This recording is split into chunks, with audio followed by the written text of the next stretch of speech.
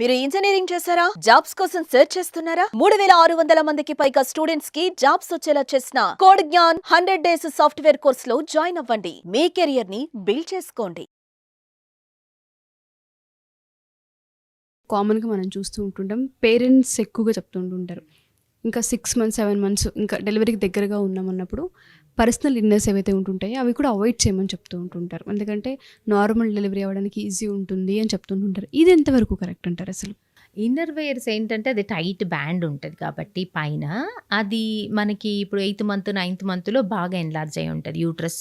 ఆ తల కిందకి దిగుతూ ఉంటుంది. అక్కడ కూడా ఎన్లార్జ్మెంట్ అనేది ఉంటుంది. సో ఇవి టైట్వి ముందు వాడేవి ఇప్పుడు వాడుకుంటే కనుక అక్కడ మనకి బాగా టైట్నెస్, డిస్కంఫర్ట్ ఫీలింగ్ ఉంటుంది. సో వాడకపోతేనే బెటర్. ఇన్నర్స్ వాడకపోతేనే better. Before delivery 8th 9th 7th month వరకు హ్యాపీగా వాడుకోవచ్చు. మీరు ఈజీ అండ్ లూజ్ ఎలాస్టిక్ ఉన్నవి, టైట్ ఎలాస్టిక్ ఉన్నవి. సో నేను ఇంకా ఇది కూడా వాడొద్దని చెప్తాను. లెగ్గిన్స్ ఉంటాయి కదా, టైట్ లెగ్గిన్స్, అవి కూడా వద్దని చెప్తాను 8th 9th మంత్లో.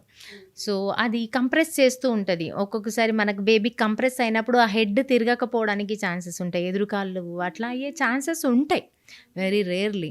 బట్ బెటర్ టు అవాయిడ్ టైట్‌గా ఉండే జీన్స్ కానీ jeans or leggings and panties వాడుకోవద్దు. ఎంత లూజ్గా ఉంటే కిందన అంత ఈజీగా బేబీ తిరగడానికి ప్లేస్ ఉంటుంది, హెడ్ కిందకు ఉంటుంది, ఈజీగా నార్మల్ అయ్యే ఛాన్సెస్ కూడా ఉంటాయి.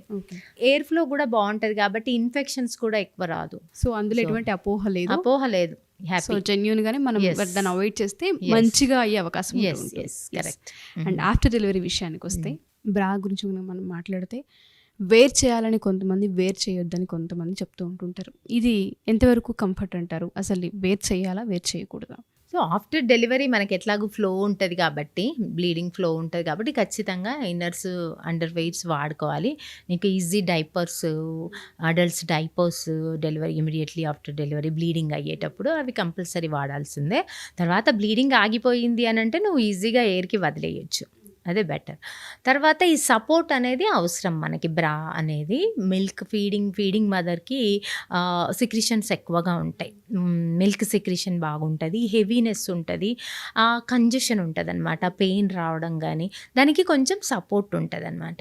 సో మనకి ఆ కరెక్ట్ సైజ్ వాడాలి. కరెక్ట్ సైజ్ కాకుండా తక్కువ సైజ్ వాడడము, లూజ్ సైజ్ వాడడం కన్నా కరెక్ట్ ఏది ఆ టైంకి సెట్ అవుతుందో అది కరెక్ట్గా వాడుకుంటే మనకు సపోర్ట్ ఉండి కొంచెం దానికి హెవీనెస్ ఫీలింగ్ కానీ ఆ పెయిన్ కానీ రాకుండా కంఫర్ట్గా ఉంటుంది.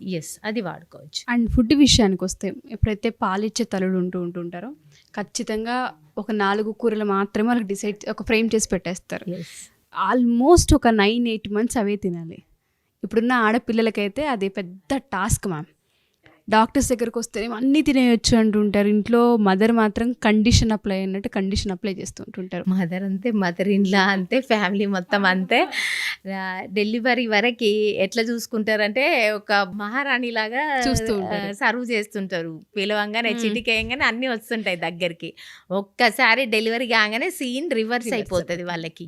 ఏది ఇది వద్దు, అది వద్దు, తినొద్దు, తాగొద్దు, వాటర్ తాగొద్దు, ఎక్కువ వాటర్ కూడా తాగొద్దు. వాటర్ తాగితే మరి వాటర్ వస్తాయి, చీమ్ వస్తుంది, ఈ అన్ని రిస్ట్రిక్షన్స్. సో అవన్నీ కూడా ఫేక్. మళ్ళీ అంటారు ఆ మేడం అట్లనే చెప్తుంది, మేడంకేం తెలుసు, డాక్టర్స్ అలానే చెప్తారు, వాళ్ళకేం తెలుసు, ఇలాంటివి చెప్తూ ఉంటారు. అసలు రీసెంట్గా వచ్చింది, ఎంత బాగుండిదో దివ్య అన్న పేషెంట్. డెలివరీ ముందు ఆల్మోస్ట్ 65 అలా వెయిట్ ఉన్నది. ఇమీడియట్లీ ఆఫ్టర్ డెలివరీ 1 month తర్వాత 45 గ్రాస్ వెయిట్ లాస్తో వస్తే నేను గుర్తుపట్టలేకపోయినా. అసలు ఇంత వెయిట్ లాస్ ఏంటిది అని అంటే అసలు ఏం తినియట్లేదు నన్ను. తింటే జలుబు చేస్తుందట బేబీకి, తింటే బేబీ అని కుట్లు మానవు, కుట్ల దగ్గర ప్రాబ్లం అవుతుంది.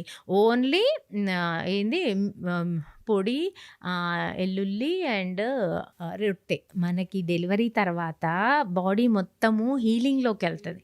డెలివరీ టైంలో మొత్తం ఇన్ఫ్లమేషన్ అయి ఉంటుంది. డెలివరీ అనేది ఒక stressful condition to mother, normal or caesarean ఏదైనా అవనివ్వండి. ఆ బాడీలో ప్రతి ఆర్గాన్ ఒక స్ట్రెస్కి గురవుతుంది, ప్రతి జాయింట్ ఒక స్ట్రెస్కి గురవుతుంది. ఇంకా పెల్విస్ గర్డులు అయితే ఇంకా అంతకన్నా స్ట్రెస్ లైఫ్లో ఏ ఇతర బాధలు ఉండవు అనమాట. అది హయ్యెస్ట్ స్ట్రెస్ అనమాట డెలివరీ పెయిన్స్ అనేవి నార్మల్ డెలివరీ. అంత స్ట్రెస్కు గురైన బాడీ హీల్ అవ్వాలి, న్యాచురల్ కండిషన్కి రావాలి, మళ్ళీ ప్రీవియస్ ఎనర్జీ తనకి రికవరీ అవ్వాలంటే తనకి కంప్లీట్గా డైట్ బాగా ఉండాలి, రెస్ట్ బాగా ఉండాలి. డైట్లో ప్రోటీన్స్, విటమిన్స్, మినరల్స్ బాగా అందాలి.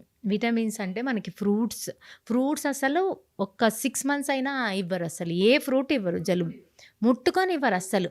ఈ ప్రోటీన్ డైట్ బాగా, ఎగ్స్ ఇవ్వచ్చు. ఎగ్స్ జాండీస్ వస్తుందని ఎగ్స్ ఇవ్వరు.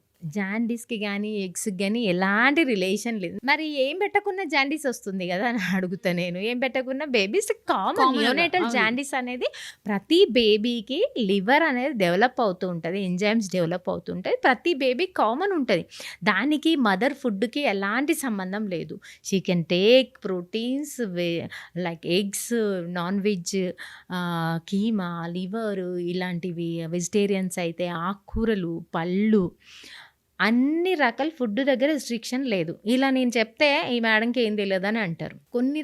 కొన్ని ఫుడ్స్, వంకాయ, ఆలుగడ్డ ఇలాంటివి అవాయిడ్ చేసి మిగతావి పెట్టండి అంట. అదొక సంతృప్తి వాళ్ళకి. యాక్చువల్గా దాంట్లో ఏదో చెప్పిరు, వింటారని చెప్పి, అలా అయినా విని ఆమెకి ఏదో పెడతారని చెప్పి అలా నేను కొన్ని మోడిఫికేషన్ చేసుకోవాలి. ఎలాగో చెప్తే వినరని తెలిసి ఇది ఒకటి అవాయిడ్ చేయండి. ఎలర్జీ ఉన్న కొన్ని వస్తువులు అవాయిడ్ చేయాలి. కొందరికి ఎలర్జీ ఉంటుంది, మిల్క్ ఎలర్జీ ఉంటుంది, కొందరికి ఎగ్ ఎలర్జీ ఉంటుంది, కొన్ని బ్రింజాల్ అండ్ ఆలుకి కూడా ఎలర్జీ ఉండేవాళ్ళు యాక్చువల్గా అవాయిడ్ చేయాలి.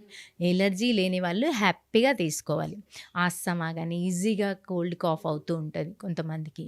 అలాంటివి ఏవి ఎలర్జీకి ఉన్నాయో అవి అవాయిడ్ చేసుకొని మిగతావన్నీ హ్యాపీగా తినండి. మీరు అన్నట్టుగానే ఇటువంటి రిస్ట్రిక్షన్స్ చాలా ఉంటాయి సరళ గారు. మేము గనక చూస్తే ఆఫ్టర్ డెలివరీ ఎక్కువ దూరం నడవనివ్వరు, ఎక్కడికి వెళ్ళనివ్వరు, కింద కూర్చోనివ్వరు, ఇలాంటి చాలా మనం చూస్తూ ఉంటుంటాం. అండ్ వీటితో పాటు రెగ్యులర్గా మనం చూస్తే కామన్గా అందరూ ఆడపిల్లలు అడిగేది ఏంటంటే ఫిజికల్ ఇంటిమసీ. ప్రెగ్నెంట్గా ఉన్నప్పుడు ఫిజికల్ ఇంటిమసీ అసలు కరెక్టా కాదా, అవ్వొచ్చా లేదా అని కూడా అడుగుతూ ఉంటుంటారు. ఒకసారి ఇది క్లారిఫై ఇవ్వరా? ఫిజికల్ ఇంటిమసీ ప్రెగ్నెన్సీ టైంలో ఉండాలి. అది కొన్ని సిచ్యువేషన్స్లో ఉండొద్దు. కొన్ని సిచ్యువేషన్ అది డాక్టర్ చూసి డిసైడ్ చేస్తారు. లైక్ ప్లెజెంటా ప్రీవియా ఉండడం, సర్విక్స్ షార్ట్గా ఉండడము, ఆల్రెడీ ఇన్ఫెక్షన్స్తో ఉండడము, వెజనల్ ఇన్ఫెక్షన్స్, వెజనల్ సెక్రిషన్స్ ఇలాంటివి ఉన్నప్పుడు ఇంటిమసీ అయితే ఆ ఇన్ఫెక్షన్ లోపలికి వెళ్ళిపోతుంది బేబీకి.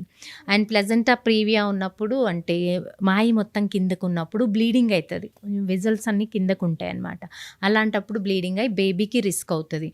ఇంతకుముందు ప్రీవియస్ మల్టిపుల్ అబార్షన్స్ అయ్యి ఉన్నాయి తనకి, సర్వైకల్ ఇన్కాంటినెన్స్, బైకార్నియేట్ యూట్రస్, ఫైబ్రాయిడ్స్, ఇలాంటి ఓవేరియన్ సిస్ట్స్, ఇట్లాంటి ప్రాబ్లమ్స్ ఉన్నప్పుడు తనకి ఇంటిమసీ అయితే పెయిన్ రావడం, బ్లీడింగ్ అవ్వడం, బేబీ గ్రోత్ సరిగా రాకపోవడం, ఇన్ఫెక్షన్ లోపలికి వెళ్ళిపోవడం, వాటర్ లీక్ అవ్వడం, ఇలాంటి రిస్కులు ఉంటాయి. అవి చూసుకుంటారు, గైనకాలజిస్ట్కే తెలుస్తుంది. అది తను స్కాన్లో చూసుకున్నప్పుడు తినకి ఎలాంటి ప్రాబ్లమ్స్ ఉన్నాయని స్కాన్లో చూసినప్పుడు తెలుస్తుంది. గైనకాలజిస్ట్ని అడిగి ఎలాంటి రిస్క్ లేదు అన్నప్పుడు ఫస్ట్ 3 months అందరూ కూడా అవాయిడ్ చేయాలి. ఎందుకంటే చాలా టినీ బేబీ, ఆ బేబీ కొంచెం మూమెంట్ యూట్రస్ అయినా కూడా తట్టుకోలేదు. ఫస్ట్ 3 months ఎవరైనా అవాయిడ్ చేయాలి.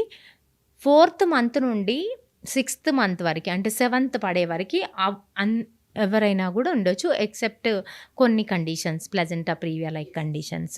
ఈ ప్లెజెంటా ప్రీవియా ఉన్న వాళ్ళు టోటల్గా త్రూఅవుట్ ద ప్రెగ్నెన్సీ దూరంగానే ఉండాల్సి వస్తుంది. సో అదర్ దాన్ దాట్ మనకి సెకండ్ ట్రైమిస్టర్ అంటాం కదా, 3 months తర్వాత సెకండ్ ట్రైమిస్టర్లో హ్యాపీగా కలిసి ఉండొచ్చు. దానివల్ల మంచి హార్మోన్ ప్రొడ్యూస్ అవుతుంది మదర్కి. తను హ్యాపీగా ఉంటుంది. మదర్ ఎంత హ్యాపీగా ఉంటే బేబీ అంత హ్యాపీగా పుడుతుంది, అంత హెల్దీ అండ్ న్యాచురల్ డెలివరీ అవుతుంది, స్మూత్ డెలివరీ అవుతుంది. సో మదర్ని అంత హ్యాపీగా చూసుకోవాలి. సో తనకి ఇష్టం లేదు అంటే no, don't touch her.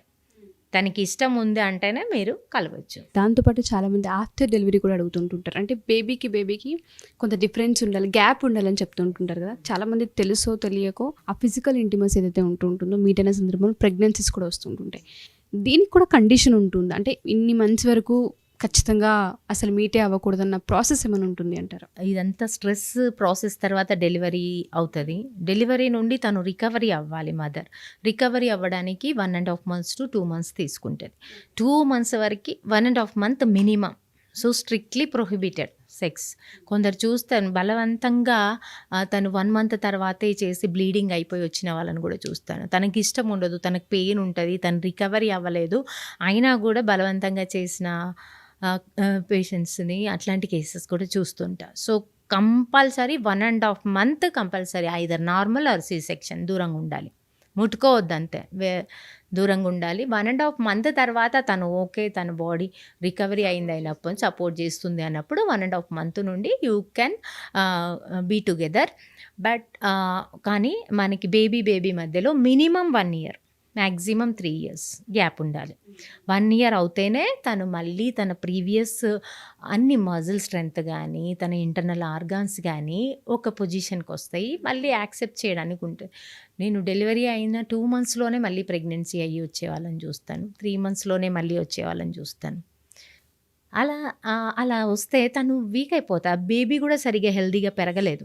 So baby హెల్తీగా ఉండాలి, మన మోటో ఏంటి, మన ఇంటెన్షన్ ఏంటి, మదర్ అండ్ బేబీ హెల్తీగా ఉండాలి, హెల్తీ ఫ్యామిలీస్ ఉండాలి, హెల్తీ ఫ్యామిలీసే హెల్తీ సొసైటీనేస్, అప్పుడే మన దేశం ఏమైనా అభివృద్ధి చెందుతుంది. అవన్నీ జరగాలనంటే మనం ఇవన్నీ కూడా బేసిక్ థింగ్స్ నుండి మనం కేర్ఫుల్గా చూసుకోవాలి.